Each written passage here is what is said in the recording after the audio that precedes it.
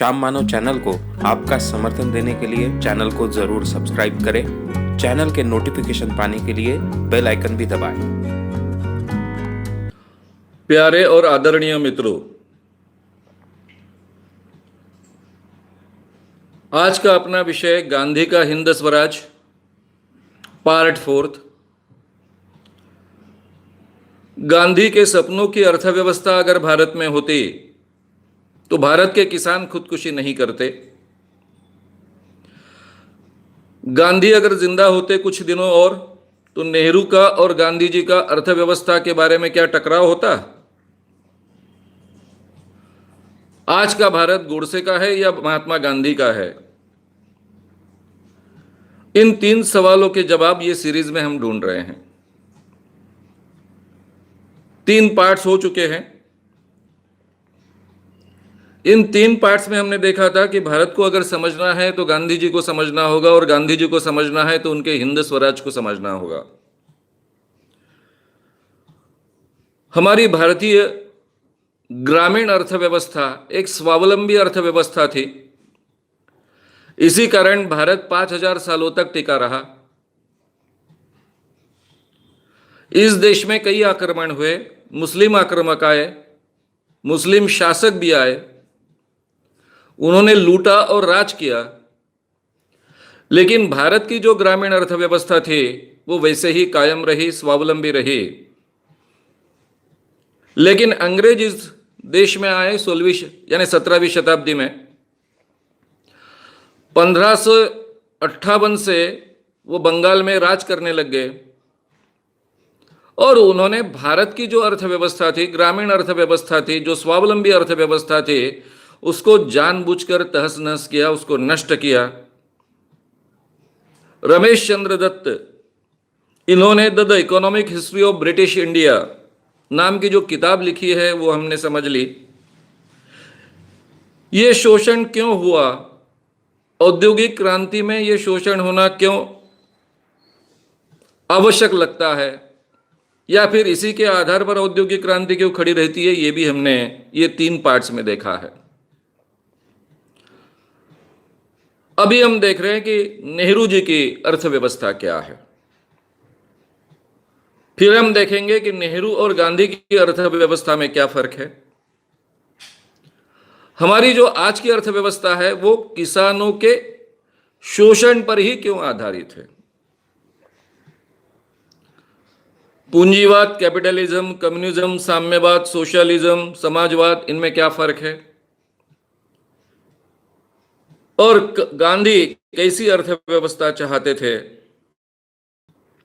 मुझे कल्पना है कि यह विषय इकोनॉमिक्स से जुड़ा हुआ है। जिनको अर्थशास्त्र के बेसिक्स मालूम नहीं, उनको भी समझे, इस ढंग से मुझे यह बात आपके सामने रखनी है। इसलिए इस विषय के ज्यादा डेप्थ में जाना तो संभव नहीं है, लेकिन आपको हर चीज अच्छे ढंग से समझ में आए, इसलिए मैं बहुत ही सरल भाषा में यह विषय आपके सामने रख रहा हूं। कल हमने देखा था कि पूंजीवाद क्या होता है, जिसे कैपिटलिज्म कहा जाता है या फिर मास प्रोडक्शन कैपिटलिज्म कहा जाता है। फिर हमने देखा था कि कम्युनिज्म क्या है। दोनों के केवल आर्थिक व्यवस्था के बेसिक्स हमने देखे हैं। इसके आधार पर हमको नेहरू जी की अर्थव्यवस्था समझ लेनी है। हमने देखा था कि भारत की अर्थव्यवस्था तहस नहस करने का काम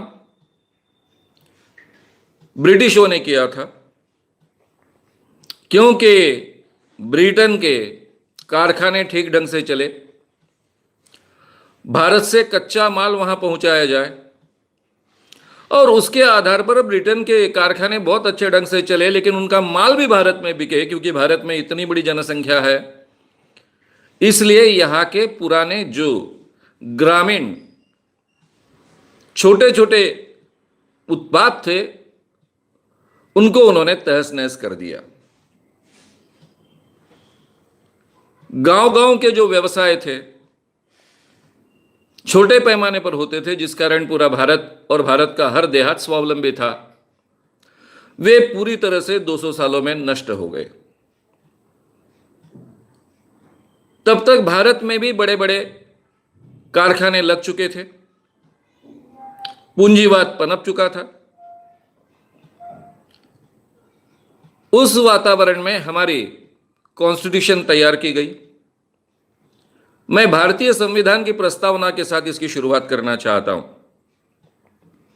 जो 26 नवंबर 1949 को हमारे देश के सामने रखी गई और 26 जनवरी 1950 को हम मानते हैं कि उस दिन से लागू हो गई। नेहरू जी ने यह प्रस्तावना सामने रखी थी। शुरुआत है, मैं पूरी प्रस्तावना नहीं पढ़ूंगा। जब संविधान पर बात करूंगा तब प्रस्तावना से ही शुरुआत फिर से करूंगा, तब बहुत विस्तार में इसके जाऊंगा। आज के विषय के लिए जो चीजें आवश्यक है उतना ही मैं संदर्भ दे रहा हूं। इसकी शुरुआत है, हम भारत के लोग एक संपूर्ण प्रभुत्व संपन्न समाजवादी धर्म निरपेक्ष लोकतंत्रात्मक गणराज्य सामाजिक आर्थिक राजकीय न्याय स्वतंत्रता समता और एकता अखंडता सुनिश्चित करने वाली बंधुता बढ़ाने के लिए, इसमें जो स्वतंत्रता है वो विचारों की स्वतंत्रता, अभिव्यक्ति की स्वतंत्रता, धर्म की स्वतंत्रता, उपासना की स्वतंत्रता है। समता है वो प्रतिष्ठा की समता, अवसर की समता है। तो ये बहुत ही महत्व के शब्द है, समाजवादी। हालांकि जब नेहरू जी ने यह प्रस्तावना इस देश के सामने रखी तब समाजवादी ये शब्द उसमें था नहीं, लेकिन उनकी सोच थी। समाजवादी पंथ निरपेक्ष अखंडता ये शब्द 42वां संशोधन इसमें करने के बाद 1976 में इंक्लूड किया गया, लेकिन ये शब्द नेहरू जी का ही है, तब नहीं था हमारे कॉन्स्टिट्यूशन में। लेकिन पूरा ढांचा समाजवादी ढांचा उनके मन में था।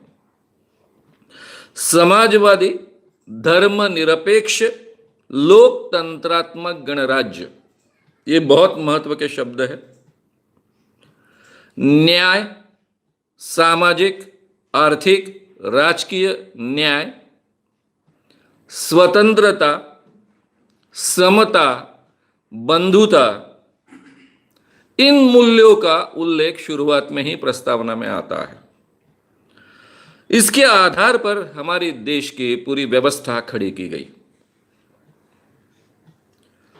अब मित्रों, पंडित जवाहरलाल नेहरू जी ने भारत में मिश्र अर्थव्यवस्था शुरू की, ऐसा मैंने बार बार आपसे कहा है। अब जिनको इकोनॉमिक्स का बहुत अच्छा ज्ञान है उनके तो तुरंत ध्यान में आ जाता है कि मिश्र अर्थव्यवस्था का अर्थ क्या है। लेकिन मैं ये मानकर नहीं चलता हूं, चलना भी नहीं चाहिए कि सुनने वाले सभी को इकोनॉमिक्स का बेसिक्स मालूम होते हैं। पूंजीवाद, जिसे हम कैपिटलिज्म कहते हैं, उसमें आर्थिक समता नहीं होती है। पूंजीवादी अर्थव्यवस्था में यह माना जाता है कि कुछ लोग ज्यादा कमाएंगे, ज्यादा अमीर होंगे, जिनमें ज्यादा क्षमता है, जिनके पास कैपिटल है, जिनके पास मैनेजरियल कौशल्य है, जिनके पास अकल है, वो ज्यादा प्रॉफिट कमाएंगे। चाहे उतना प्रॉफिट कमाएंगे, चाहे उतने अमीर बनेंगे,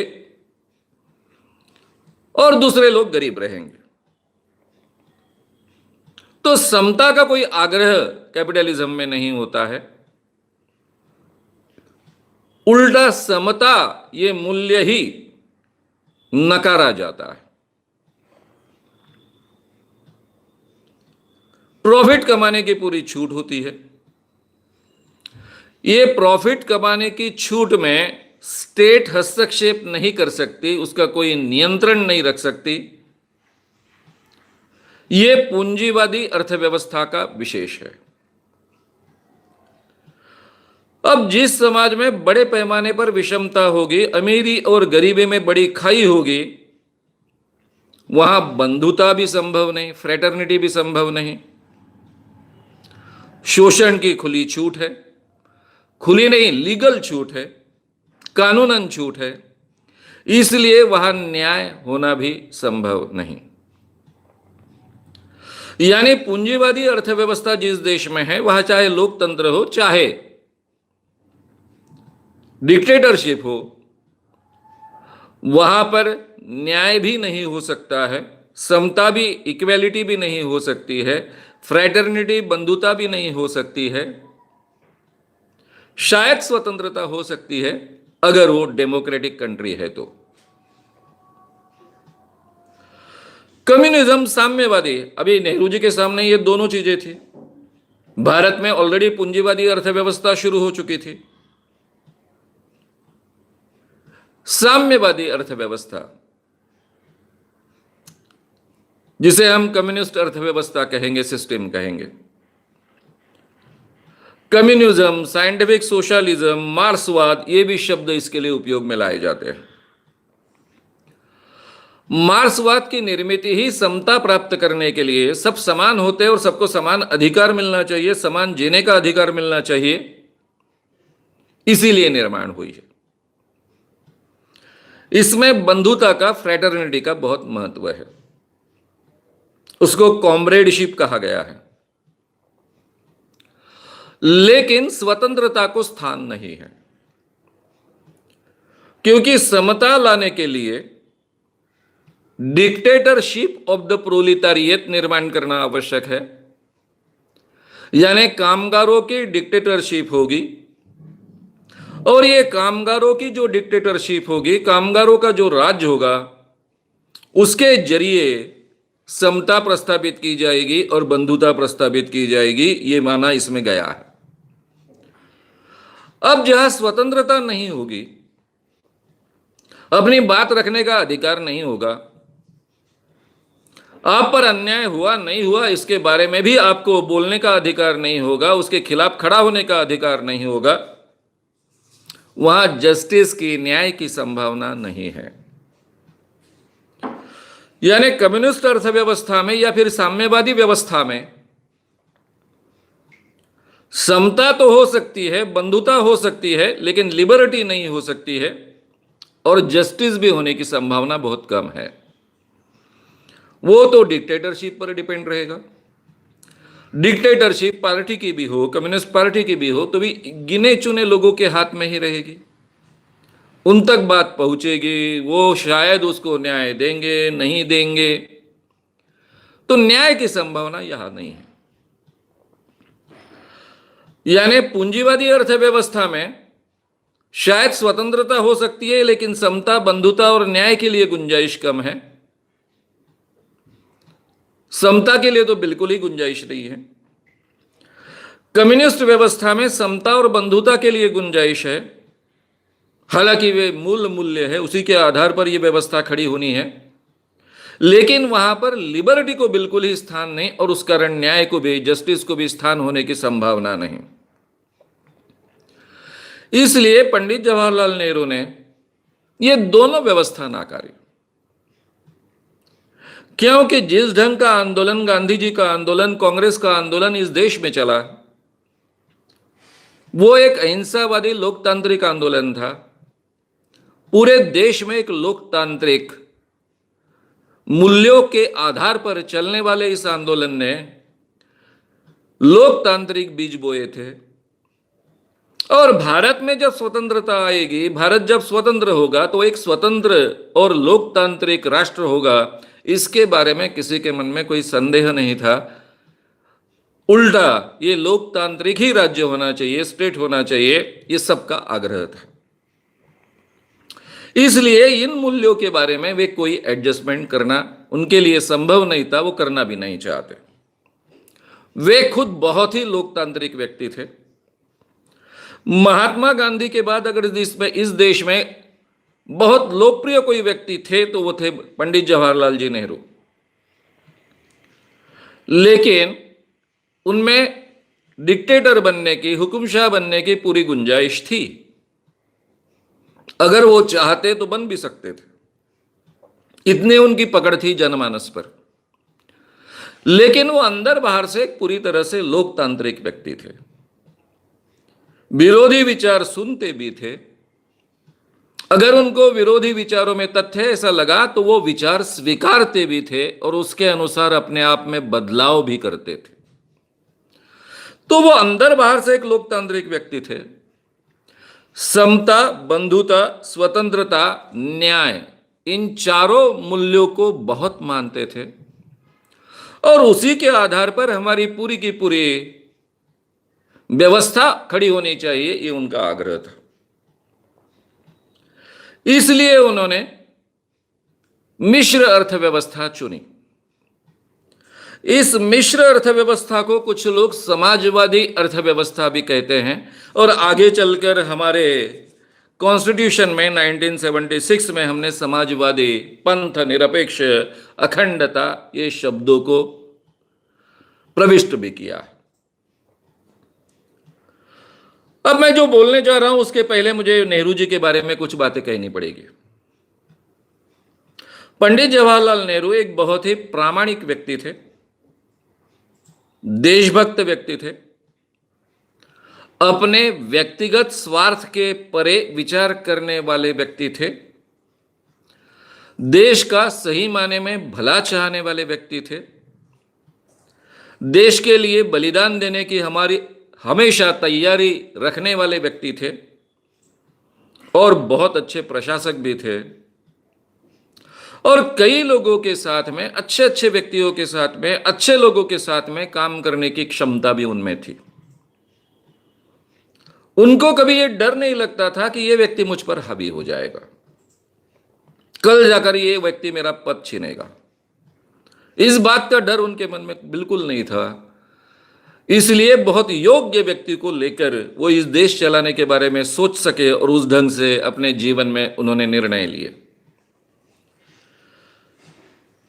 गांधी जी जिस ढंग से इस देश के बारे में सोचते थे उससे वो भिन्न तरीके से सोचते थे।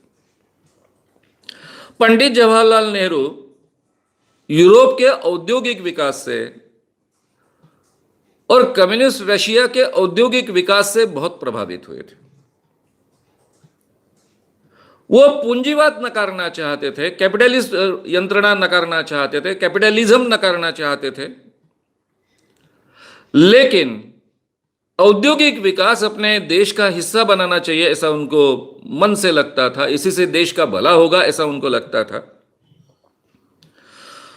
और इसलिए उन्होंने शासन द्वारा नियंत्रित पूंजीवादी अर्थव्यवस्था इस देश में स्वीकारना तय किया।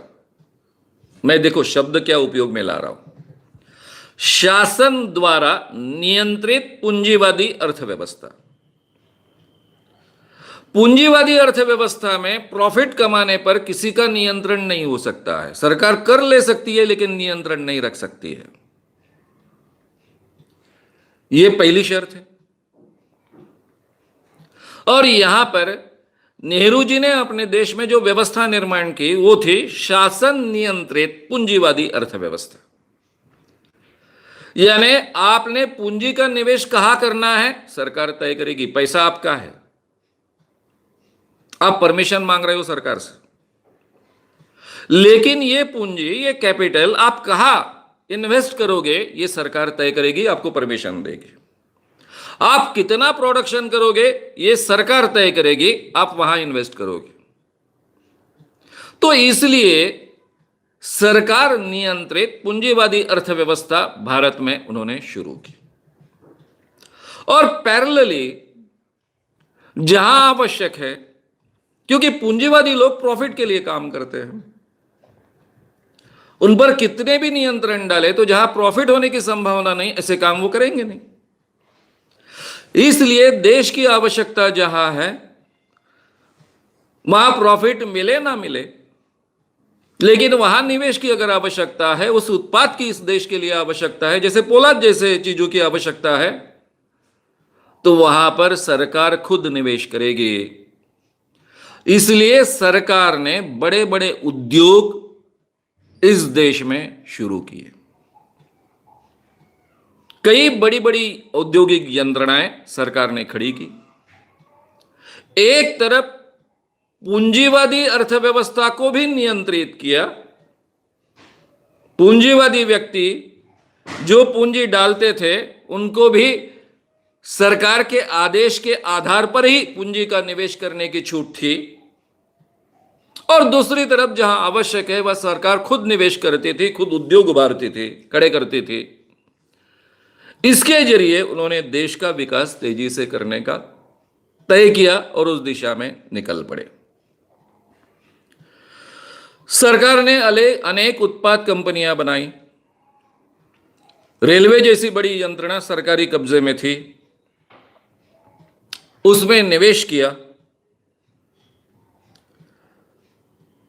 जहां आवश्यक है, देश के भले के लिए आवश्यक है, देश के विकास के लिए आवश्यक है, वहां या तो सरकार ने निवेश किया या फिर पूंजीपतियों को निवेश करने के लिए उन्होंने प्रोत्साहित किया और नियंत्रित भी किया। इस नियंत्रित व्यवस्था को ही समाजवादी अर्थव्यवस्था कहते हैं, मिश्र अर्थव्यवस्था कहते हैं, जहां प्रॉफिट की छूट है लेकिन खुली छूट नहीं है, जहां व्यवसाय करने की तो छूट है लेकिन सरकार तय करेगी आपने कहां व्यवसाय करना है। आपको कोई भी व्यवसाय करने के लिए परमिशन नहीं मिलेगी, या फिर बगैर परमिशन के आप कोई व्यवसाय शुरू नहीं कर पाएंगे। अब ये जमाना मैंने देखा है मेरे कॉलेज के दिनों में, यानी 70-75 तक, 1975 तक मैं वर्धा का, वर्धा ये बजाज की स्कूटर एकमात्र स्कूटर थी इस देश में, और बजाज की स्कूटर का उत्पाद करने के लिए नियंत्रण था। इतने ही स्कूटर हर साल आप निर्माण कर सकते हो, और वे खुद वर्धा के होने के कारण और विनोबा जी और गांधी जी के साथ में जुड़े हुए होने के कारण वर्धा में काफी गांधीयन फैमिलीज है। तो इन गांधीयन फैमिलीज को बाकी लोगों से ज्यादा पैमाने पर ये स्कूटर्स उपलब्ध होती थी। आम आदमी को अगर स्कूटर चाहिए तो उसके पास पैसे हो तो भी उसे नंबर लगाना पड़ता था। 3 से 5 साल, कभी कभी 7 साल लगते थे स्कूटर मिलने के लिए। और उस जमाने में कोई व्यक्ति अगर स्कूटर लेकर चलता है बजाज के, तो वो बहुत ही विशेष व्यक्ति है, ऐसा माना जाता था। फिएट और एम्बेसडर कार थी, दूसरी कोई कार थी नहीं। वर्धा जैसे शहर में, पूरे शहर में हार्डली 4 या 5 कारें होगी, वो भी बहुत ही विशेष व्यक्तियों के पास होती थी। एक तरफ सरकारी अधिकारियों के पास, मंत्रियों के पास, और दूसरी तरफ एक खादा बहुत ही अमीर आदमी है उसके पास, क्योंकि इन चीजों के प्रोडक्शन को मर्यादा सरकार ने रखी थी। जो चीजें आवश्यक है वहां प्रोडक्शन होना चाहिए, जो चीजें आवश्यक नहीं है उसका प्रोडक्शन नहीं होना चाहिए। 81 में मारुति कार शुरू हुई, ये तीसरी कार है भारत की, और आज तो हम देखते हैं कि कितनी कारें हैं। मैंने 1994 में बोरीवली का फ्लैट लिया तो पूरे बिल्डिंग्स में मेरी अकेले की एक छोटी सी फिएट कार थी, और आज इतनी कारें हैं कि कारें रखने के लिए हमारे बिल्डिंग्स में जगह नहीं है। शायद एक एक फ्लैट की 2-2, 3-3 कारें। ये मिश्र अर्थव्यवस्था जब थे, जिन साधनों की जरूरत ज्यादा इस देश को नहीं है उन पर नियंत्रण था, उनके प्रोडक्शन पर नियंत्रण था। टेलीफोन आसानी से नहीं मिलते थे, गैस कनेक्शन के बारे में तो सोचना ही असंभव था, क्योंकि जो भी कैपिटल है, पूंजी है, वो देश के विकास के लिए जिन चीजों की आवश्यकता है उसमें लगना चाहिए। आपके आराम की चीजों के लिए नहीं लगना चाहिए। दृष्टिकोण के कारण ही इस देश का इस ढंग से इतना विकास हो पाया। तो मित्रों, ये प्राइवेट जो नियंत्रित निवेश करने वाले पूंजीपति थे और सरकारी निवेश, इन दोनों ने इस देश की औद्योगिक जो व्यवस्था है उसको मजबूत की, क्योंकि उन पर पूरी तरह से 100% कंट्रोल ये सरकार का था। इस ढंग से हमारी अर्थव्यवस्था बढ़ते गई। ये बात तो मैंने आपके सामने अभी रखी है। ये जो नींव रखी गई, फाउंडेशन रखा गया, इसका कारण ऐसा था कि इस सरकार ने भारत को और भारतीय शासन व्यवस्था को एक कल्याणकारी शासन व्यवस्था माना था, जिसको हम वेलफेयर स्टेट कहते हैं। पूंजीपति जो कमाई करते थे उसमें से भी टैक्स के जरिए उस प्रॉफिट का हिस्सा सरकार लेती थी, और सरकारी औद्योगिक विकास का या फिर सरकारी यंत्रणाओं का जो प्रॉफिट था वो तो जनता का था, उसको जनता में बांटना, प्रॉफिट का शेयर जनता में वितरित करना, ये तो उद्देश्य था। यह माना गया कि बड़े पैमाने पर अगर देश का विकास होगा तो धीरे धीरे ये जो अतिरिक्त प्रॉफिट तैयार होने वाला है, मुनाफा होने वाला है, ज्यादा कैपिटल निर्माण होने वाला है, उसके जरिए बड़े बड़े उद्योग खड़े होंगे, बड़े पैमाने पर रोजगार उपलब्ध होगा, और धीरे धीरे ये पैसा नीचे तबके तक पहुंचेगा। शायद हमारे गवर्नमेंट यंत्रणा में अगर किसी प्रकार का भ्रष्टाचार नहीं होता, और जैसा राजीव गांधी जी ने कहा था कि मैं 1 रुपया यहां से भेजता हूं किसी व्यक्ति के पास योजनाओं द्वारा, तो उसमें से केवल 10 पैसा उस तक पहुंचता है, 90 पैसे बीच में ही गायब हो जाते। उसके दो मतलब थे, भ्रष्टाचार के कारण भी गायब होते हैं, और पहुंचाने वाली जो यंत्रणा है वो यंत्रणा के पगार इतने ज्यादा है, 1 रुपया पहुंचाने के लिए यंत्रणा है, लेकिन ये पगार इतने ज्यादा है कि वो और भ्रष्टाचार मिलाकर केवल 10 पैसे उस तक पहुंचते हैं। यानी 90 पैसे का भ्रष्टाचार होता था, ऐसा उनका कहना नहीं था। अगर ये चीजें नहीं होती तो शायद कुछ अच्छे परिणाम हमको देखने को मिलते। आज का जो भी भारत का विकास हुआ है उसका पूरा फाउंडेशन पंडित जवाहरलाल नेहरू जी ने रखा है। साइंस के फील्ड का हो, सामाजिक फील्ड का हो, औद्योगिक फील्ड का हो, अर्थव्यवस्था के फील्ड का हो।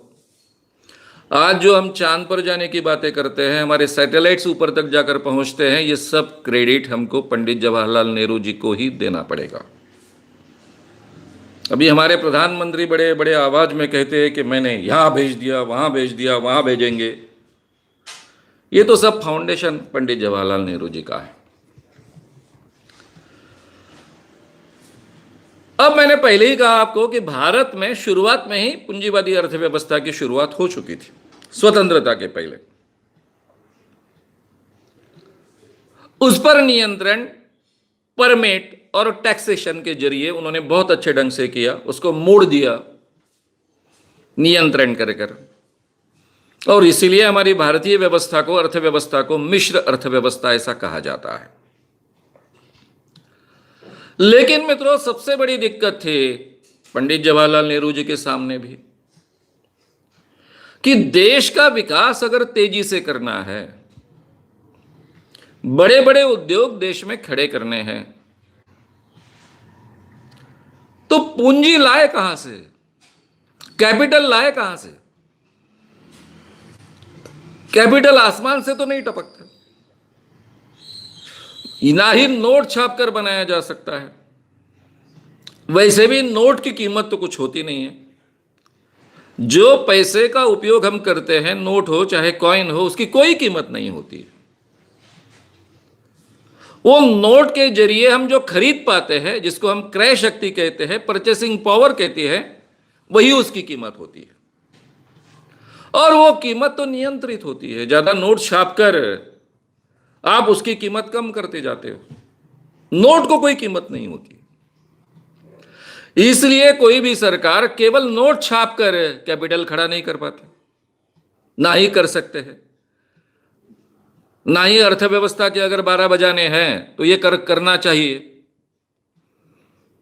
क्योंकि अगर कोई सरकार नोट छाप छाप कर उसको इन्वेस्ट करना शुरू करे तो पूरे अर्थव्यवस्था के ही 12 बजेंगे, वो सरकार के पूरे 12 बज जाएंगे, देश के पूरे 12 बज जाएंगे। तो वो भी नहीं कर सकते। फिर तेजी से विकास के लिए कहां से कैपिटल लाए? दुनिया से कर्जा ले, लोन ले। लेकिन दुनिया भारत जैसे गरीब देश को लोन क्यों दे? कितना दे? दे देकर, इतनी बड़ी जनसंख्या का यह देश है, उसको बहुत मर्यादा है। इसलिए ये कैपिटल निर्माण करने के लिए, ज्यादा कैपिटल निर्माण करने के लिए उन्हें वही तरीका अपनाना पड़ा जो ब्रिटेन की पूंजीवादी अर्थव्यवस्था ने अपनाया था और जो रशिया के साम्यवादी अर्थव्यवस्था ने अपनाया था। इसको कहते हैं अतिरिक्त मूल्य, सरप्लस वैल्यू। यानी अतिरिक्त मूल्य निर्माण कर यह कैपिटल निर्माण किया गया। यही एक मार्ग उनके सामने था। अब हालांकि ये बात तो मैंने आपको समझाई है, लेकिन अतिरिक्त मूल्य, सरप्लस वैल्यू इस शब्द के साथ आपके सामने नहीं रखी है। मार्क्स ने इस शब्द का बहुत अच्छे ढंग से उपयोग किया और पूरे दुनिया को समझाया भी। पूंजीवादी अर्थव्यवस्था में क्या किया जाता है मैंने पहले ही आपको बताया है। पूंजीवादी अर्थव्यवस्था में जो कामगार होता है उसको कम मेहनताना दिया जाता है और वो कम मेहनताने में जिंदा रहे, इसलिए अनाज से लेकर सब चीजें उसको सस्ते में मिलनी चाहिए। इसलिए किसान जो उपज निर्माण करते हैं खेतों में, उनको कम दाम दिया जाता है। यानी कामगारों को कम मेहनताना देना और साथ में किसानों को कम दाम देना, इसमें से ये सरप्लस वैल्यू, अतिरिक्त मूल्य निर्माण किया जाता है पूंजीवादी अर्थव्यवस्था में। कम्युनिस्ट अर्थव्यवस्था में यही बात की जाती है। रशिया में यही हुआ, लेकिन वहां थोड़ा अलग ढंग से। जैसे वहां के कामगारों को कहा गया कि अपने को देश खड़ा करना है, कामगारों का राज पूरे दुनिया में खड़ा करना है, इसलिए आपको त्याग करना पड़ेगा, भूखे पेट रहना पड़ेगा, ज्यादा काम करना पड़ेगा, कम मेहनताना लेना पड़ेगा। यही बात किसानों के साथ, आपको रात दिन मेहनत करनी पड़ेगी, आपको कम दाम लेने पड़ेंगे। केवल किसान जिंदा रहे, केवल कामगार जिंदा रहे, पेट भर भी उसको नहीं मिले, इतना कम उनको देकर रशिया ने यह अतिरिक्त मूल्य निर्माण किया और उसका इन्वेस्ट कर अपनी औद्योगिक अर्थव्यवस्था बढ़ाई। सेम पूंजीवादी अर्थव्यवस्था में होता है। पूंजीवादी अर्थव्यवस्था में ये कुछ जो प्रॉफिट उसमें से होता है वो व्यक्तिगत मालकियत का होता है, स्वामित्व का होता है, उस पूंजीपति का होता है या स्टेट का होता है। रशियन कम्युनिस्ट कंट्री में इतना ही फर्क था, लेकिन दोनों का तरीका एक था। यही बात पंडित जवाहरलाल नेहरू जी को भारत में करनी पड़ी। इसे कहते हैं अतिरिक्त मूल्य, सरप्लस वैल्यू। यह मार्क्स का सिद्धांत है। दास कैपिटल नाम की एक बहुत सुंदर किताब है, मार्क्स और एंगल्स ने लिखी हुई है। मैं हमेशा कहता हूं कि आपको कोई भी अर्थशास्त्र तब तक समझ नहीं सकता है जब तक आप दास कैपिटल नहीं पढ़ेंगे। मेरे लिए एक अच्छा हुआ कि मैं पहले दास कैपिटल पढ़ा, बाद में इकोनॉमिक्स का विद्यार्थी बना।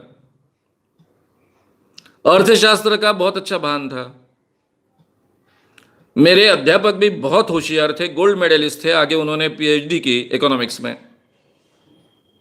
मैं उनको बहुत सवाल पूछता था, इतने सवाल पूछता था कि वो बाद में कहे, जब मैं कॉलेज छोड़ रहा था तब मुझे कहे कि मैंने पीएचडी के लिए भी जितना अभ्यास नहीं किया उतना तुमने मुझे अभ्यास करने के लिए लगाया, सवाल पूछ पूछ कर। लेकिन कभी उन्होंने मेरा अपमान नहीं किया, मुझे डांटा नहीं। इतने अच्छे अध्यापक मुझे मिले थे।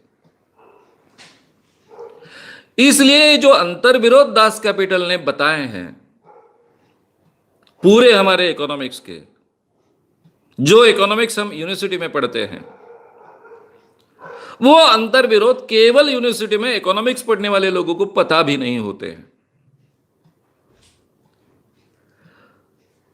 उन्होंने कहा ये अतिरिक्त मूल्य कैसे तैयार किया जाता है। मार्क्स ने कहा खेती और कामगार जो काम कर रहे हैं उसको, उस खेती के उपज को, किसानों की उपज को कम दाम दो। क्यों? क्योंकि औद्योगिक क्रांति होने के पहले पूरे दुनिया में जो उत्पाद होते थे वो केवल खेती में ही उत्पाद होते थे। थोड़े से धातु के उत्पाद होते थे खानों में से, माइंस में से, बाकी औद्योगिक प्रोडक्शन तो शुरू होने का था 18वीं 19वीं शताब्दी में शुरू हुआ। उसके पहले पूरी दुनिया के उत्पाद खेती रिलेटेड रहते थे, किसानी रिलेटेड रहते थे। जंगलों से कुछ इकट्ठा करो या फिर खेतों में उगाओ। अब संपत्ति उसी में से क्रिएट होती थी। अब अगर ज्यादा संपत्ति इधर लगानी है, पूंजी का निवेश करना है, तो कहां से आएगी? खेती के उत्पाद से आएगी। इसी के आधार पर पूरे दुनिया में उत्पाद होता था। तो इसलिए ये जो खेती की उपज है, किसानों की उपज है, उसको कम दाम दो, और जो औद्योगिक उत्पाद है उसको ज्यादा दाम दो, ताकि औद्योगिक उत्पाद जो होगा उसको ज्यादा प्रॉफिट मिलेगा। ज्यादा प्रॉफिट मिलने के कारण उनके पास ज्यादा कैपिटल आएगा। ये ज्यादा आया हुआ कैपिटल वो और इन्वेस्ट करेंगे, नया कारखाना खड़ा करेंगे, नया कारखाना खड़ा होगा, उसमें से और उत्पाद होगा, और इस ढंग से ये औद्योगिक विकास तेजी से बढ़ेगा। ये पूंजीवादी अर्थव्यवस्था में यही किया गया, मार्क्सवादी अर्थव्यवस्था में भी यही किया गया, और यही बात भारत की अर्थव्यवस्था में करनी पड़ी, मिश्र अर्थव्यवस्था में करनी पड़ी। ज्यादा दाम का मतलब क्या होता है मित्रों? यानी ज्यादा दाम देने ना, क्या यानी औद्योगिक उत्पाद को ज्यादा दाम दो, ज्यादा कीमत दो, इसका मतलब क्या? उत्पादन मूल्य से ज्यादा दो, यह उसका सही अर्थ होता है। प्रोडक्शन वैल्यू, कॉस्ट नहीं। प्रोडक्शन कॉस्ट अलग बात है, प्रोडक्शन वैल्यू अलग बात है। उत्पादन मूल्य से अधिक दाम दो। कम दाम दो, इसका मतलब क्या है? उत्पादन मूल्य जितना होता है उससे कम दाम दो, इसको कहते हैं कम दाम देना, कम कीमत देना। अब हमें समझ लेना होगा कि ये उत्पादन मूल्य, प्रोडक्शन वैल्यू नाम की चीज क्या होती है। ये समझे बगैर हम ये सरप्लस वैल्यू को भी समझ नहीं सकते। और मुझे तो ये मानकर चलना चाहिए कि आप में से जो लोग सुन रहे हैं उनमें से कई लोगों को इकोनॉमिक्स के बेसिक्स नहीं उन्होंने अपने जीवन में सीखे हैं। ये बहुत प्राथमिक बात है, इकोनॉमिक्स के बहुत बेसिक्स में सिखाया जाता है। उत्पादन मूल्य यानी क्या? उत्पादन मूल्य यानी एक्चुअल जो उत्पादन खर्च होता है। अब एक्चुअल उत्पादन खर्च में क्या होगा? आप जो भी चीजों का प्रोडक्शन करते हो उसका कच्चा माल आपको लाना पड़ेगा, उसके लिए आपको दाम देना पड़ेगा, यानी कच्चे माल की कीमत। मजदूर रखने होंगे, उनकी मजदूरी देनी पड़ेगी, मजदूरी। मैनेजर रखने पड़ेंगे, मैनेजर्स को वेतन देने पड़ेंगे, मैनेजर्स के वेतन। जो मालिक होगा, पूंजीपति होगा, वो पूंजीपति जो है उसकी भी फैमिली है, उसको भी जीना है, वो भी अपना दिल, मन, समय इस काम के लिए देता है, तो उसका भी वेतन। उसने बहुत बड़ा कैपिटल इन्वेस्ट किया है, ये जो बहुत बड़ा कैपिटल उसने इन्वेस्ट किया है तो उस पर का ब्याज, उसने बड़े बड़े यंत्र लगाए हैं। अब यंत्रों की कीमत तो इसमें जोड़ी नहीं जाती, लेकिन उसका घसारा जोड़ा जाता है।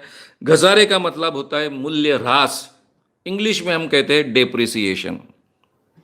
अब ये डेप्रिसिएशन शब्द हर एक को पता है। हम कार लेते हैं, कार में जो कीमत आज होती है, एक साल के बाद उसका 20% कीमत कम हो जाती है, 80% कीमत रहती है, क्योंकि 20% उसका डेप्रिसिएशन माना जाता है, क्योंकि कार का लाइफ 5 साल का माना जाता है। 5 साल में हर साल में 20% उसकी कीमत रहेगी, ऐसा माना जाता है। तो ये डेप्रिसिएशन हमको समझ में आता है, क्योंकि कुछ सालों बाद ये जो बड़ी मशीन लगाई है, इस मशीन को चेंज करना होगा, वो धीरे धीरे खराब होती जाएगी। कितने सालों में ये मशीन अच्छा काम करती है, इसके आधार पर उसका घसारा, मूल्य ह्रास लगाया जाता है, ये भी इसका हिस्सा होता है। प्लस मुनाफा, 10% मुनाफा जायज न्यायपूर्ण मुनाफा माना जाता है। यह मिलाकर होता है उत्पादन मूल्य। यानी कच्चे माल की कीमत, मजदूरी, मैनेजर का वेतन, मालिक का वेतन, कैपिटल का ब्याज, यंत्रों का घसारा और मुनाफा, ये मिलाकर होता है उत्पादन मूल्य कोई भी चीज का। खेती के अनाज का उत्पादन मूल्य क्या होगा? कच्चा माल यानी बीज, फिर खेती के लिए जो काम करना पड़ता है शुरुआत में, जिसको मशागत कहते हैं, खेती को उत्पाद के लिए तैयार करना कहते हैं, वो उसकी मजदूरी, मैनेजर का वेतन, दीवान जी वगैरह है तो मालिक का वेतन, कैपिटल इसका क्या है, जो कैपिटल इन्वेस्ट करेंगे उसका ब्याज, बाद में यंत्रों का घसारा। यहां पर यंत्रों के घसारे के बजाय क्या होगा? खेती का घसारा। एक खेती अच्छे ढंग से कितने सालों तक उत्पाद देगी, यह जानकर उसके कीमत के आधार पर उसका मूल्यह्रास जोड़ना और 10% जायज मुनाफा, ये सब मिलाकर होता है उत्पादन मूल्य उस अनाज का, खेती के उत्पाद का। अर्थशास्त्र में सब जगह एक ही नियम लगने चाहिए।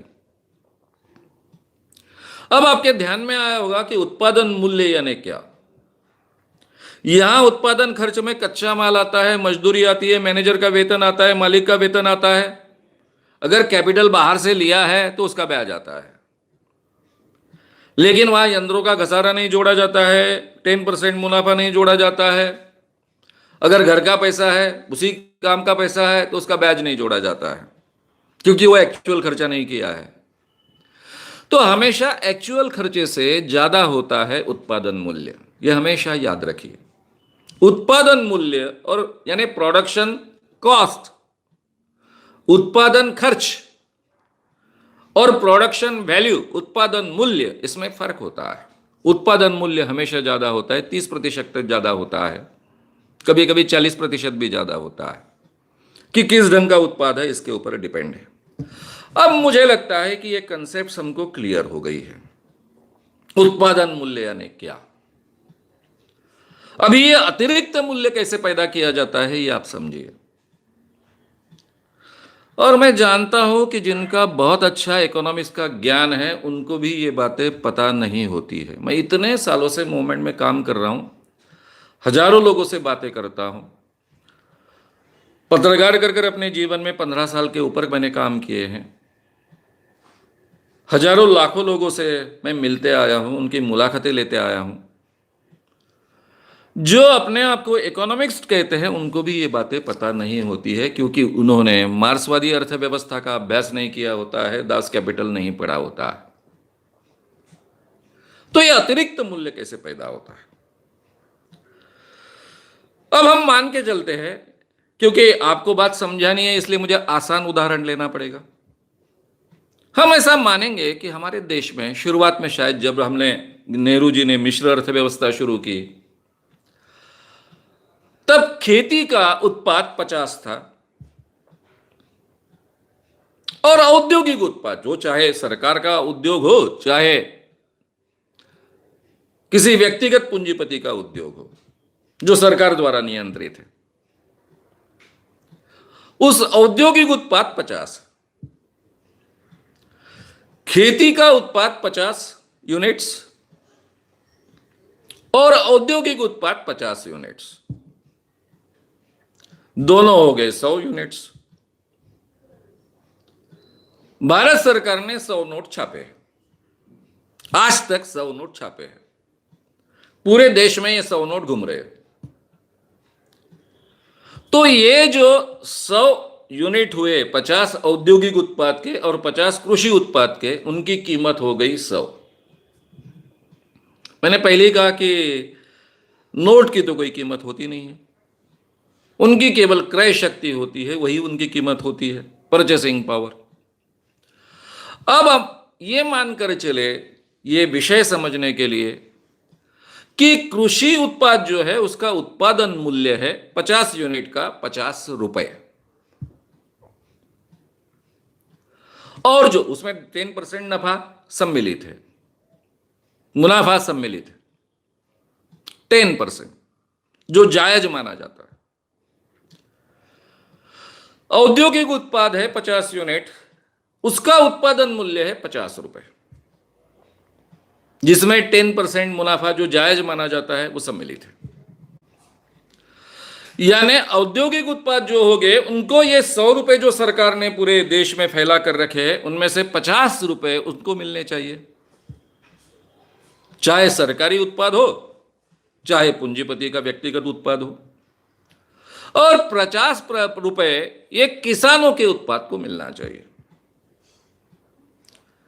लेकिन हमारे सरकार ने इस ढंग से इसका नियोजन किया कि किसानों के उत्पाद रहेंगे, उनको कम दाम मिले, 50 रुपए के बजाय 35 रुपए मिले, और जो औद्योगिक उत्पाद है जिनको उत्पादन मूल्य के अनुसार 50 रुपए दाम मिलना चाहिए, उनको 65 रुपए दिए गए सरकार के नियोजन के द्वारा। इसी ढंग से अर्थव्यवस्था आखी गई, अर्थव्यवस्था का नियोजन इसी ढंग से किया गया। अब क्या होगा, जो किसान रात दिन खेती में काम करता है, जिसको उत्पादन मूल्य मिलना चाहिए 50 रुपए, उसको मिलता है 35 रुपए, और जो खेतों में काम न करते हुए औद्योगिक उत्पाद में जो लगे हैं, तो कामगारों को तो कम ही मेहनत आना मिलता है। लेकिन चाहे सरकारी कंपनी हो चाहे पूंजीपति की कंपनी हो, उसके प्रोडक्शन को मिलना चाहिए 50 रुपए, उसके बजाय उसको मिलते हैं 65 रुपए। अब ये जो 50 रुपए उसको मिलने चाहिए, उसमें 10% है प्रॉफिट, यानी 5 रुपए प्रॉफिट हो गया, और 15 रुपए एक्स्ट्रा है, जो कि बेसिकली कृषि उत्पाद के थे। ये 15 रुपए जो मिले ज्यादा औद्योगिक उत्पाद को, उसको कहते हैं अतिरिक्त मूल्य, सरप्लस वैल्यू। ये सरकार के नियोजन के द्वारा क्रिएट की गई।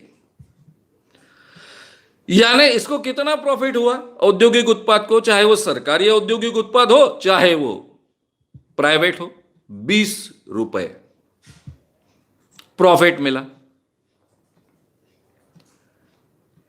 अगर ये परसेंटेज में देखें तो 40% प्रॉफिट होगा। और किसानों के हाल क्या हो गए? किसानों के हाल हो गए कि उनको मिलना चाहिए था 50 रुपए, उसके बजाय उनको मिलते 35 रुपए, उसमें उनका 5 रुपए का प्रॉफिट है, तो भी 10 रुपए का उनका डायरेक्ट नुकसान होता है। प्रॉफिट छोड़ भी दे तो भी 10 रुपए उनका डायरेक्ट नुकसान होता है। लेकिन देश हित के लिए, औद्योगिक विकास के लिए कम्युनिस्ट कंट्रीज में भी ये किया गया। पूंजीपति अर्थव्यवस्था में तो पूंजीवादी लोगों के लिए, पूंजीपतियों के लिए, उनका फायदा प्रॉफिट बढ़ाने के लिए ये किया गया, और वो खुद वैसी यंत्रणा निर्माण करते थे जिस पर सरकार का कोई कंट्रोल नहीं रहता था। लेकिन जहां सरकार का कंट्रोल है, ऐसे कम्युनिस्ट कंट्रीज में भी इसी ढंग से ये काम किया गया। और हमारे भारत में जहां लोकतंत्र है, बहुत ही देशभक्त प्राइम मिनिस्टर है, लोगों का नुकसान नहीं करना चाहते हैं, किसानों के बारे में उनके मन में प्रेम है, इसके बावजूद देश हित में जानकर किसानों को कम दाम दिए गए और इसके आधार पर भारत की औद्योगिक व्यवस्था खड़ी की गई और उसका विकास खड़ा किया गया। यह सबसे पहले हमने समझ लेना चाहिए। मैं आपके साथ केवल काल्पनिक बातें नहीं कर रहा हूं, ना ही मैं आपके साथ कोई काल्पनिक बातें करना चाहता हूं। मैं इसके प्रूफ्स आपके सामने रखता हूं। भारत में खेती की स्थिति क्या है, उसके लिए मुझे स्वामीनाथन आयोग की बात करने के पहले डॉक्टर धनंजय राव गाडगीळ जी का नाम लेना पड़ेगा।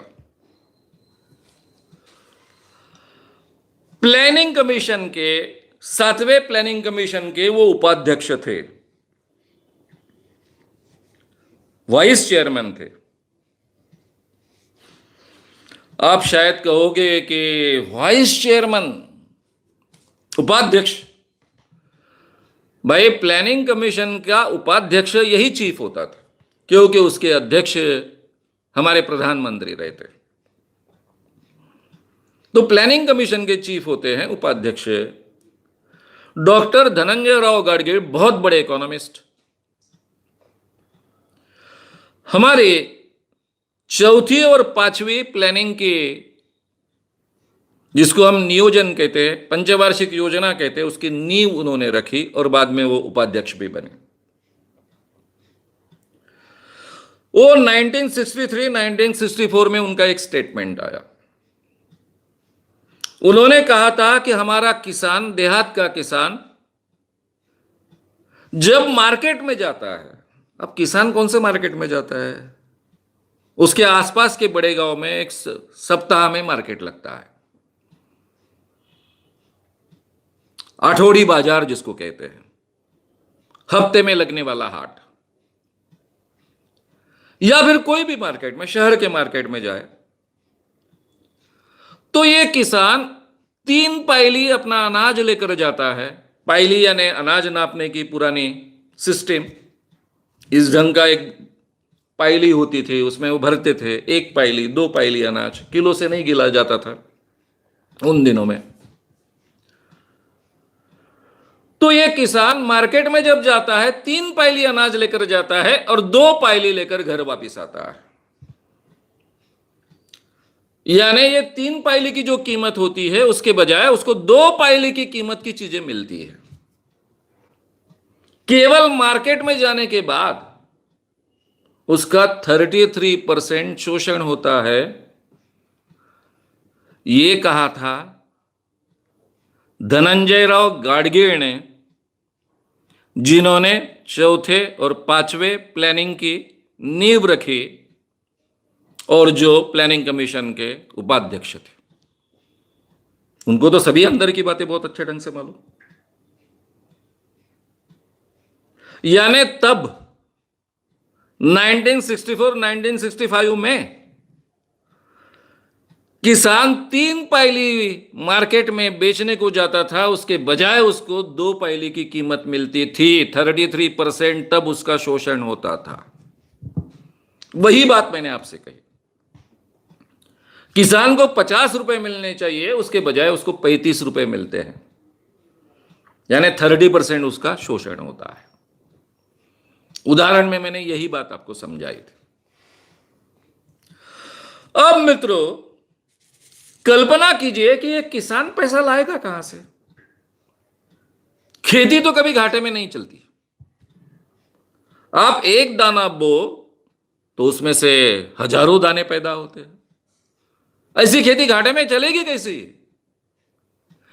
और इसीलिए भारत में खेती आधारित जो उद्योग थे, ग्राम व्यवस्था थी, स्वावलंबी ग्राम व्यवस्था थी, तो बहुत अमीर थी। उसका जीडीपी वगैरह मैं आपके सामने रखने वाला हूं। हमने आर्थिक नियोजन करके अंग्रेजों ने जो किया था, एक शोषण की यंत्रणा खड़ी की थी, उसी यंत्रणा को हमने अलग ढंग से देश के हित के लिए, देश में औद्योगिक विकास तेजी से हो इसलिए हमारी पंचवार्षिक योजनाओं के द्वारा, हमारी अर्थव्यवस्था के नियंत्रण के द्वारा हमने लागू की और किसानों के उपज को उचित दाम डेलिबरेटली नहीं दिए ताकि हम उसमें से अतिरिक्त मूल्य निर्माण कर सके, ज्यादा प्रॉफिट औद्योगिक उत्पादों को मिल सके और हमारा तेजी से औद्योगिक क्षेत्र का विकास हो, औद्योगिक क्रांति का विकास हो। यह हमने किया है। कुछ तरीके मैं आपके सामने रखाऊंगा जो शरद जोशी जी ने अपनी किताबों में रखे। शरद जोशी कौन थे, मुझे आपसे कहने की आवश्यकता नहीं है। शेतकरी आंदोलन के प्रणेता थे, बहुत अच्छे इकोनॉमिस्ट थे, जिन्होंने वर्ल्ड बैंक में काम किया है, इकोनॉमिक्स में, इकोनॉमिक्स के प्राध्यापक भी थे और बहुत आसान शब्दों में लोगों को इकोनॉमिक्स समझाते थे। यह भारत का पहला किसान नेता है जिसने जड़ को पकड़ा था, ऐसा मैं कह रहा हूं, इसलिए नहीं कि वो आज जिंदा नहीं है, क्योंकि बाद में उन्होंने जड़ छोड़ दी थी, इसलिए मैं कहता हूं कि पकड़ा था। मित्रों, 1977 की मैं बात कह रहा हूं। 1977 में हर किसान को लेवी देनी पड़ती थी, यानी कई सालों से लेवी देनी पड़ती थी। मैं 1977 का उदाहरण क्योंकि आंकड़ा तब का दे रहा हूं।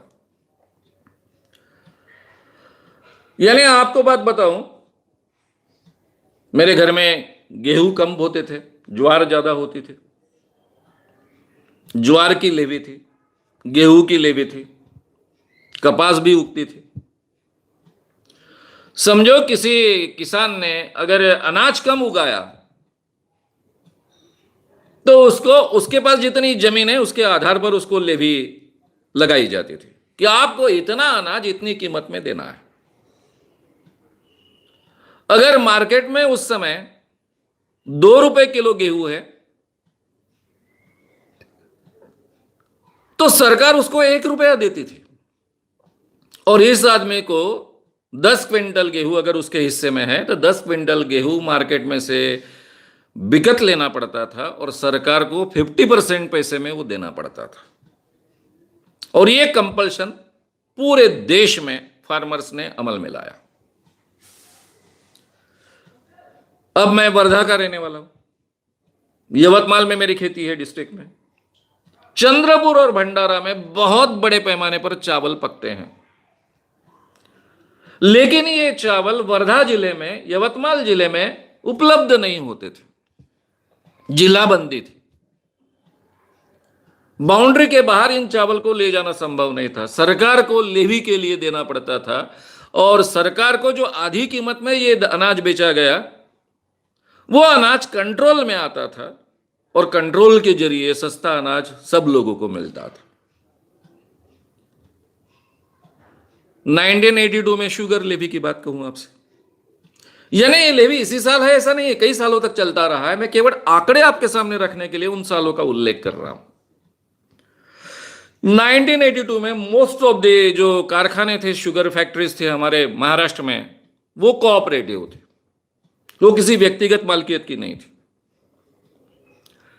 ये कोऑपरेटिव शुगर फैक्ट्रीज जो सही माने में किसानों की मानी जाती है, लीगली कोऑपरेटिव है इसलिए, इनको लेवी लगाई गई थी। तब मार्केट में रेट था शुगर का 4 रुपया 30 पैसे और सरकार इसको खरीदती थी 2 रुपये 72 पैसे में। और सरकार ने जितना कहा है उतना बोरे, उतनी शक्कर सरकार को इस दाम में 2.73 पैसे में बेचनी पड़ती थी। इस ढंग की कई बातें सरकार इस ढंग से भी नियंत्रित करते थे। अभी आपको तो उदाहरण देने की भी आवश्यकता नहीं, प्याज के बारे में क्या होता है। एक बार प्याज के दाम मुंबई में 40 रुपए तक पहुंच गए। सब पेपर्स ने उसके ऊपर बड़े बड़े बड़ी न्यूज छापी, कुछ पेपर्स ने अग्रलेख लिए, न्यूज पेपर्स ने, टीवी पर बातें चलती रही। शरद पवार तब कृषि मंत्री थे। उनका एक स्टेटमेंट आया कि जब किसान 1 रुपए किलो के नीचे प्याज बेचता है, उसको बेचना पोसाता नहीं है, इसलिए वो रास्ते पर फेंक देता है, तब तो कोई चिल्लाता नहीं, उसको मदद करने के लिए कोई दौड़ता नहीं। लेकिन एक आधे बार अगर 40 रुपए हमको देने पड़े प्याज के लिए, किलो के लिए, तो पूरा देश चिल्लाने लगता है। किसान के जेब में थोड़ा पैसा जाना हमको सहन नहीं होता है। तो पूरे देश के अखबारों ने शरद पवार को टारगेट बनाया था। अब शरद पवार जी ने कौन सी गलत बात कही थी? जब प्याज के दाम गिरते हैं, पड़ते हैं, 1 रुपए किलो भी नहीं मिलता, तो उसको ट्रांसपोर्टेशन भी नहीं पोसाता है, इसलिए वो रास्ते में डाल देता है प्याज का। उसको वहां से हटाना भी पोसाता नहीं, तब कोई सरकार उसको मदद करने को नहीं आती है।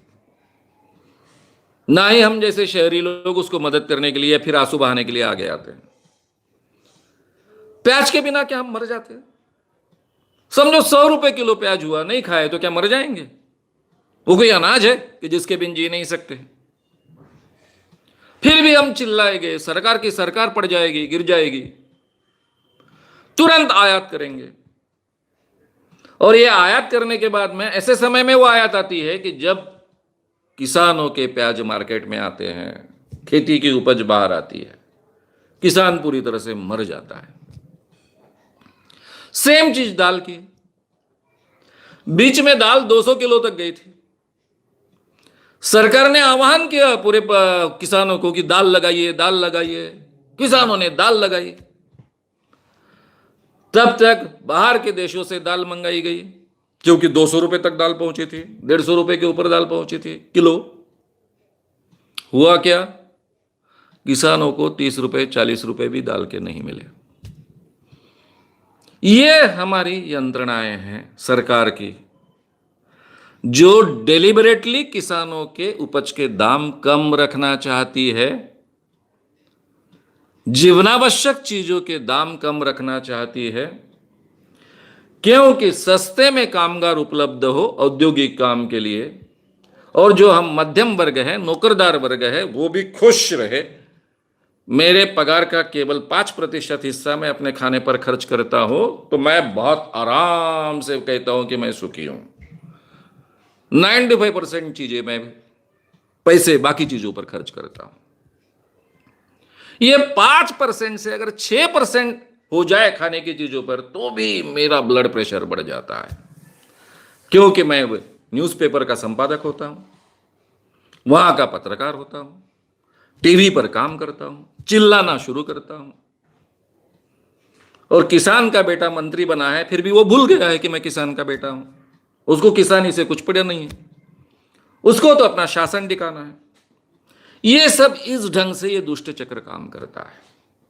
हम मध्यम वर्ग के लोग, पूरा शासन किसानों के लिए आंसू बहाएगा, लेकिन एक्चुअल काम उनके खिलाफ करेगा।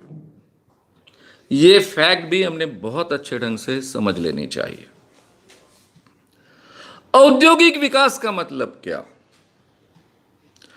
औद्योगिक विकास का मतलब शहरों की संख्या बढ़ना, खेती की संख्या कम होना। अगर आप इकोनॉमिक्स के विद्यार्थी हैं तो ये सब हमको पढ़ाया जाता है। खेती पर जो बोझ है वो कम होना चाहिए। ये खेती पर जो बोझ है वो कम होगा तो कम लोग खेती के आधार पर जिएंगे, वो भी सुखी रहेंगे। और ये जो अतिरिक्त लोग वहां तैयार होते हैं वो शहरों में आएंगे, औद्योगिक उत्पाद में लगेंगे, तो देश का भी विकास होगा, शहर बड़े होंगे। क्या यह सच है? हमारे शहर बड़े हुए। मुंबई शहर 60% लोग झोपड़पट्टी में रहते हैं। इंसान के जीने लायक अवस्था नहीं होती है। आप झोपड़पट्टी में जाकर बैठिए, कुछ दिन जीने की कोशिश कीजिए, आपको पता चलेगा। ये कौन लोग होते हैं झोपड़पट्टी में आने वाले? सभी झोपड़पट्टी में जीने वाले लोग आज या 30-40 साल पहले देहात से आए हैं। देहात में काम नहीं मिल रहा है, वहां स्वच्छ है, खुली हवा है, नेचर है, लेकिन जीने के लिए अवसर नहीं है। इसलिए वो झोपड़पट्टी के गंदगी में आता है। वहां खुली आसमान में सो सकता है, बड़े घर में सो सकता है। यहां एक रूम में 8-8, 10-10 लोग, 10 बाय 10 के रूम में 12-12, 14-14 लोग शिफ्ट में सोते हैं, गंदगी के साथ जीते हैं। शहरों का विकास, ये हमारी विकास की परिभाषा है। पूरे शहरों में 50 से 60% झोपड़पट्टी होती है, और ये सब लोग किसान होते हैं, खेत में काम करने वाले मजदूर होते हैं। इस ढंग से हमारा यह विकास होता गया। मित्रों, आज की स्थिति क्या है? धनंजय राव गाडगीळ ने 63-64 में कहा था कि किसान मार्केट में जाता है 3 पायली अनाज लेकर, और मार्केट से घर आता है तो 2 पायली अनाज लेकर, यानी 2 पायली अनाज की कीमत की चीजें लेकर। 33% उसको वहां शोषित किया जाता है। आज स्थिति क्या है बताऊं मैं आपको? इसलिए मैंने कुछ आंकड़े आपके सामने रखने की कोशिश कर रहा हूं। स्थिति क्या है? स्थिति यह है कि किसान ने बहुत उत्पाद बढ़ाया। हमारे मुख्यमंत्री कहते हैं, बड़े बड़े मंत्री कहते हैं, उनकी प्रामाणिकता के बारे में मुझे कोई ऑब्जेक्शन नहीं है। मुख्यमंत्री देवेंद्र जी फडणवीस कहते हैं कि ये जल संधारण के जो काम हो गए, गांव-गांव में जल का स्तर बढ़ेगा, उसके लिए उन्होंने बहुत मेहनत करने का प्रयास किया है, तो किसानों की उपज बढ़ेगी, किसानों की समस्या हल होगी। उपज बढ़ने से किसानों की समस्या हल होती है। 1960-70s में हमको अमेरिका से अनाज आयात करना पड़ता था। आज हम एक्स्ट्रा अनाज पैदा करते हैं। जमीन कम हो गई, लेकिन इस देश के किसानों ने इतनी मेहनत की कि आबादी 60 करोड़ से लेकर 130 करोड़ तक पहुंच गई। 130 करोड़ लोगों को जितना आवश्यक है उससे भी ज्यादा प्रोडक्शन हमारे ये किसान करते हैं। उपज बढ़ी, लेकिन उनकी गरीबी बढ़ी। ये भी हमको देखना चाहिए कि कैसी बढ़ी। और इसलिए मित्रों, और एक बीच में चीज आई, वो भी मेरे को आपके सामने रखनी पड़ेगी। अब ये स्थिति नहीं रही कि किसान जाता है मार्केट में 3 पायले लेकर और 2 पायले घर लेकर आता है। उससे भी बदतर स्थिति हो गई है। क्यों हो गई है? क्योंकि हमने बीच में हमारे देश में खुली अर्थव्यवस्था को स्वीकारा। इस खुली अर्थव्यवस्था को हम कहते हैं ग्लोबलाइजेशन, जागतिकीकरण, वैश्वीकरण, उदारीकरण, निजीकरण, अलग अलग शब्दों का उपयोग करते हैं। फिर से मैं इसका उल्लेख करूंगा। जागतिकीकरण यानी वैश्वीकरण हिंदी में, उदारीकरण, निजीकरण, ग्लोबलाइजेशन, खुली अर्थव्यवस्था, एक दूसरे के पर्यायी शब्द हैं। भारत की पहले स्थिति क्या थी, यह भी मुझे आपके सामने रखना है। तब भी खुली अर्थव्यवस्था थी, कोई किसी पर बंधन नहीं था। भारत की पूरे दुनिया में इतनी तारीफ क्यों होती है? भारत को सोने की चिड़िया क्यों कहा जाता था? ईसा पूर्व भारत यानी 2000 साल पहले का भारत विश्व में सबसे संपन्न प्रदेश था।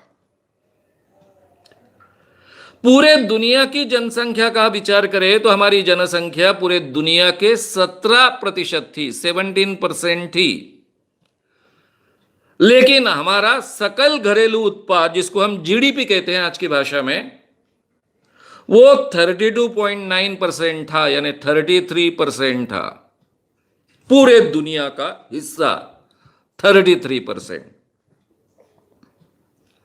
यानी जनसंख्या 17% थी पूरे दुनिया की। लेकिन पूरे दुनिया में जो उत्पाद होता है, और तब खेती के आधार पर ही उत्पाद होता था, उसका 33% हम निर्माण करते थे। यानी पूरे दुनिया से भारत का एवरेज व्यक्ति, छोटे गांव का छोटा किसान, छोटा मजदूर, छोटा बढ़ई, ये पूरे दुनिया के इंसानों से दुगना श्रीमंत था, अमीर था। ये स्थिति इस देश की थी। उस जमाने में भी खुली अर्थव्यवस्था थी। आज हमने 24 जुलाई 1991 के बाद से, जब नरसिंह राव जी प्रधानमंत्री थे और मनमोहन सिंह जी उनके वित्त मंत्री थे, तब हमने ग्लोबलाइजेशन को स्वीकारा। तब काफी लोग चिल्लाए। चिल्लाने वाले, इसका विरोध करने वाले कौन लोग थे? एक तो गांधीवादी अर्थशास्त्र को बहुत तरजीह देने वाले, बहुत महत्व देने वाले लोग थे, वो चिल्लाए।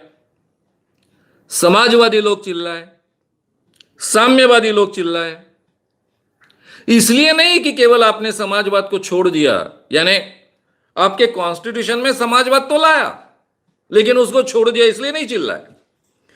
वो इसलिए चिल्लाए कि आप अगर खुली हुई अर्थव्यवस्था को स्वीकारोगे, ग्लोबलाइजेशन को स्वीकारोगे, वैश्वीकरण को स्वीकारोगे, तो किसानों का और कामगारों का शोषण बढ़ेगा, इस देश में विषमता बढ़ेगी, अमीर और गरीब की खाई और बढ़ेगी, और इस देश का किसान और कामगार मरेगा। ये आक्षेप लेकर इन लोगों ने बड़े पैमाने पर विरोध किया।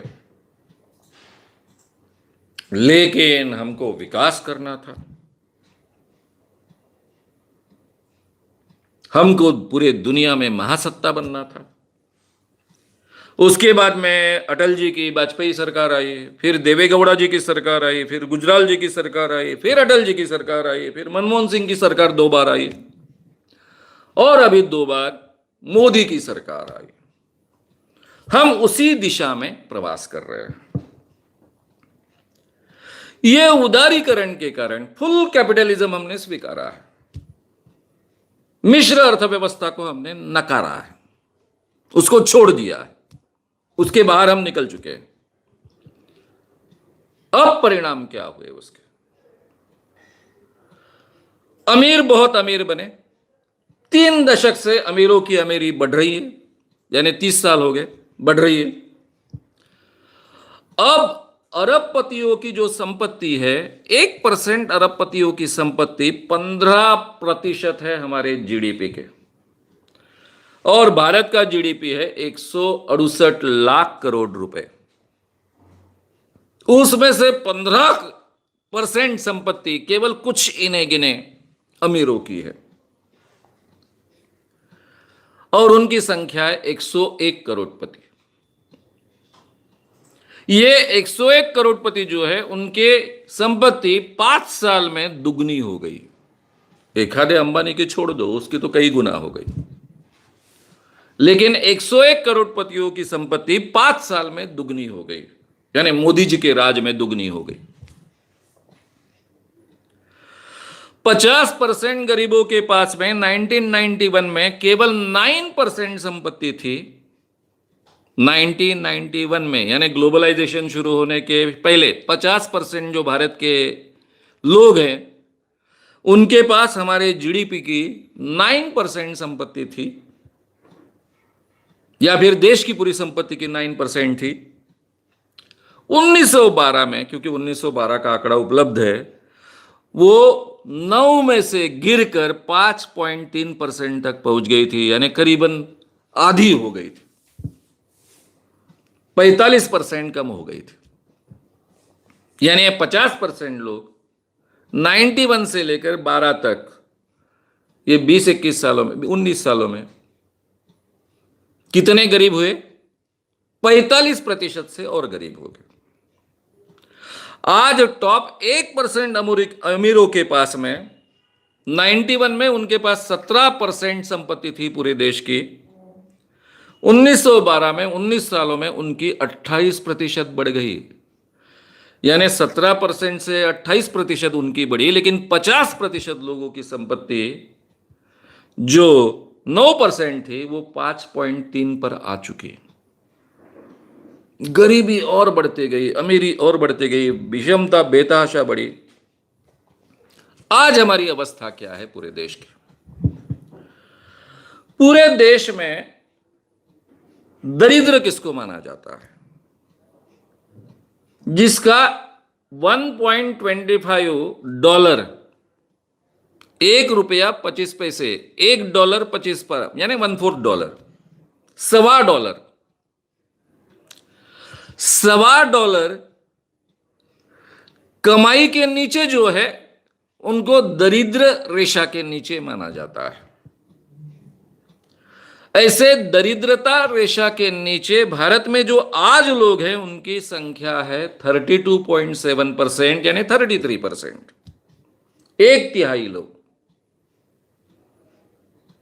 यानी कम से कम 43 करोड़ लोग। और जिनकी कमाई $2, $1.25 तो दरिद्र रेखा के नीचे, $2 यानी कुछ भी कमाई नहीं है, उसमें जीना मुश्किल है। 120 रुपए रोज में फैमिली को लेकर कैसे जी पाओगे आप? वो कितनी है आज?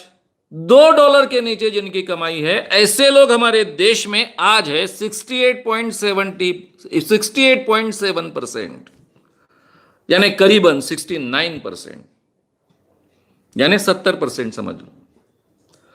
70% लोग गरीबी में जी रहे हैं।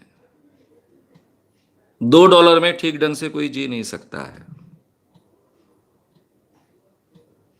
केवल 30% लोग इस देश में जीने लायक अवस्था में।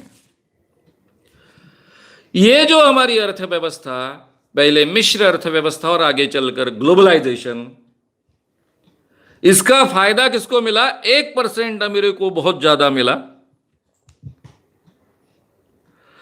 10% जो उच्च मध्यम वर्ग है, जिसमें शायद हम लोग आते हैं, जो हम सुन रहे हैं वो आते हैं, उनको उसका बड़ा हिस्सा मिला।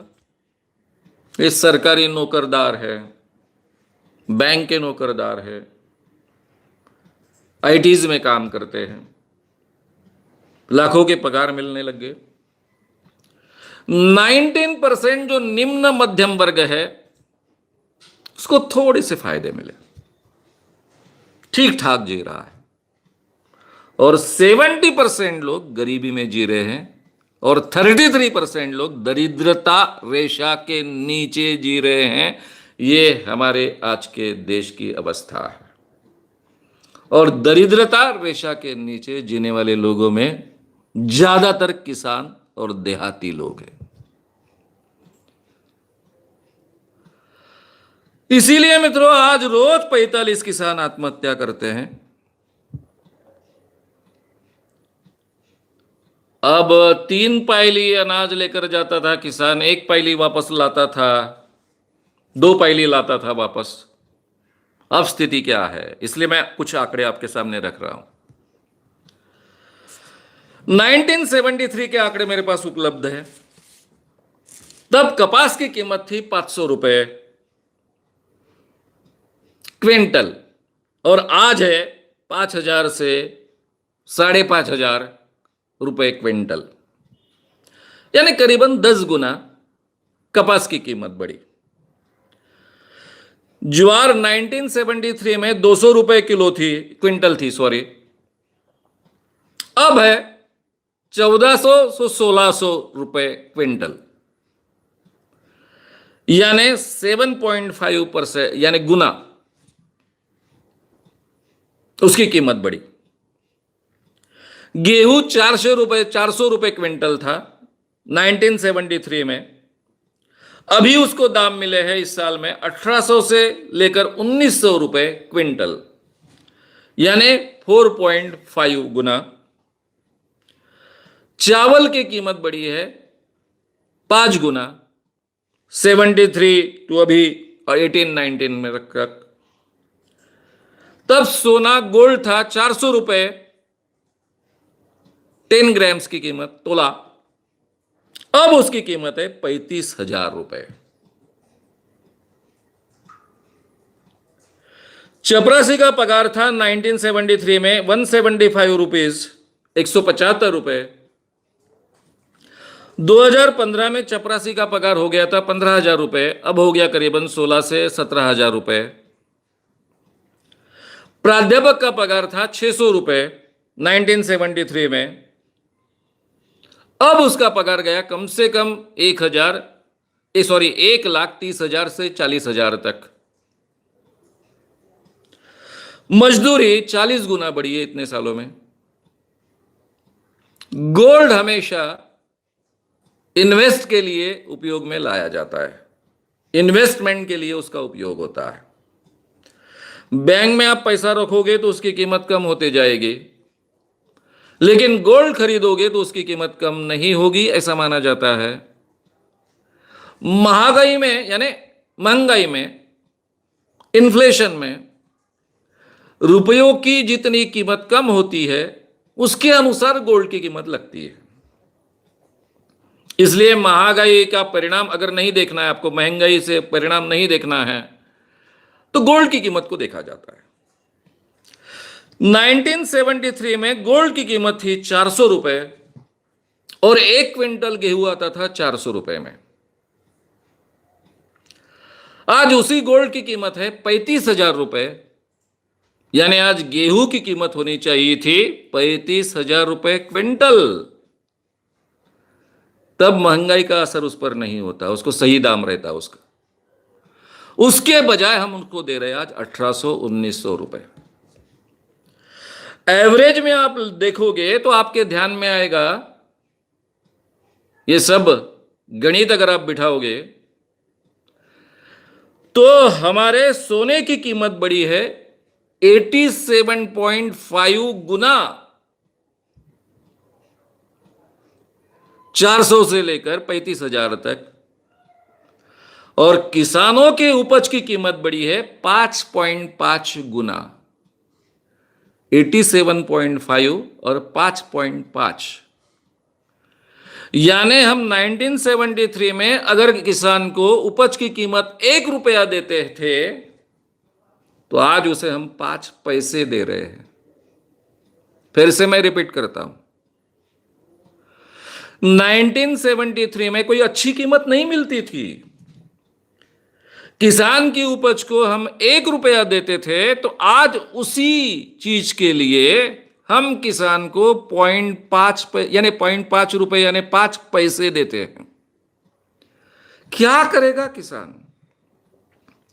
आत्महत्या नहीं करेगा तो क्या करेगा?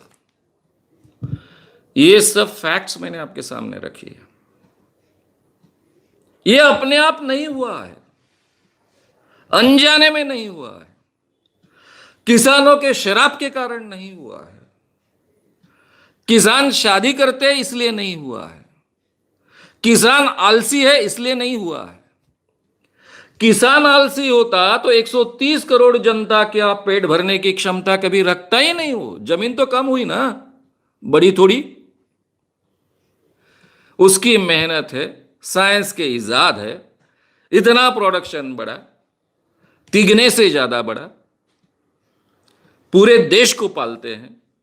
भारत को कोई अनाज बाहर से लेना नहीं पड़ता है, आज इस अवस्था में लाकर खड़ा किया है। जबकि हर 2-3 साल में अकाल पड़ता है, इसके बावजूद इतनी मेहनत किसान ने की है। लेकिन 73 से आज 18-19 में 2018-19 में उसको हमने कहां लाकर खड़ा किया? तब उनको हम जिसको अनाज को 1 रुपया देते थे, उसके बजाय आज उसको उसी प्रमाण के अनाज को हम कितना देते हैं? 5 पैसा देते हैं। क्योंकि गोल्ड की कीमत महंगाई के परे होती है, इन्फ्लेशन के परे होती है, ऐसा माना जाता है। गोल्ड की कीमत के साथ इसलिए जोड़ना पड़ता है। तो हमारे देश का किसान क्या करेगा? ये हमारी अर्थव्यवस्था है, ये हमारा शक्तिशाली देश बनना है, महासत्ता बनना है। इसीलिए स्वामीनाथन आयोग क्या कहता है, ये बात रखकर मैं यहां रुकने वाला हूं। स्वामीनाथन आयोग, स्वामीनाथन जी एक बहुत बड़े कृषि वैज्ञानिक थे, हरित क्रांति के जनक थे, राष्ट्रीय कृषक आयोग के अध्यक्ष थे। 18 नवंबर 2004 से 4 अक्टूबर 2006 तक उन्होंने 5 अहवाल दिए। सरकार ने कुछ नहीं किया, तब मनमोहन सिंह सरकार थी, कुछ नहीं किया। मोदी सरकार ने जुमलेबाजी की, स्वामीनाथन आयोग हम लागू करेंगे, बाद में कोर्ट में मुकर भी गए। उन्होंने कहा है कि खेती में अगर सुधार हुआ तो ही भूख दरिद्रता से भारत को मुक्ति मिलेगी। स्वामीनाथन ने कहा है, स्पष्ट शब्दों में कहा है, खेती में सुधार हुआ तो ही भूख दरिद्रता से मुक्ति मिलेगी, नहीं तो भारत की अंतर्गत सुरक्षा, शांतता, सार्वभौमत्व सभी धोखे में आएगा। ये देश के लिए सबसे बड़ा खतरा है। आज खेती पर अवलंबित लोगों की जनसंख्या 50% से कम नहीं है। 50% जनता के ये हाल है।